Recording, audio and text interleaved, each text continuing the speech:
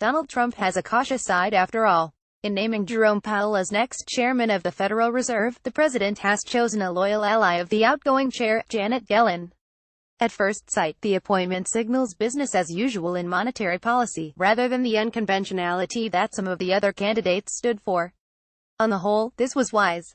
The Fed is gradually getting monetary policy back to normal, and a surge of uncertainty over its intentions on interest rates and balance sheet operations wouldn't help. Even so, it would be an exaggeration to say that the appointment won't have an impact. For a start, attachment to a particular theory of normal monetary policy is not the only thing, or even the main thing, that a Fed chair must bring to the job. Leading the Fed's policymaking committee, especially when it's divided or confronted with unforeseen events, is the greater challenge. In this regard, Powell is untested. Note as well that vacancies mean further appointments to the committee are coming, choices that could make his job easier or harder. Powell is certainly well qualified, but he lacks the academic weight of his predecessors.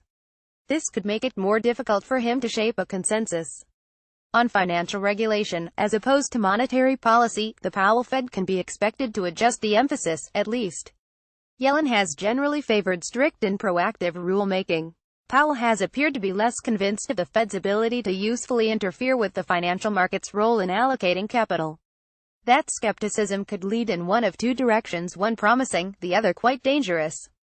A reluctant financial regulator, aware of how hard it is to do that job well, might favor the lighter touch of simpler rules combined with a renewed focus on the capital that banks and other financial firms use to support their lending.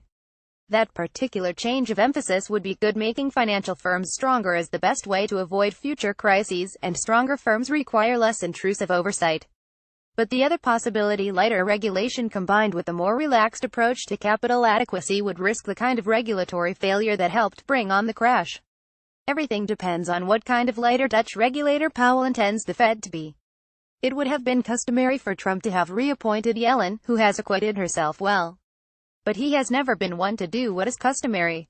In Powell, Trump has selected the least unsettling alternative, which is fine, so long as both remember the most important advice for any Fed chief: expect the unexpected. Editors Clive Crook, Michael Newman. To contact the senior editor responsible for Bloomberg Views editorials, David Shipley at bloomberg.net.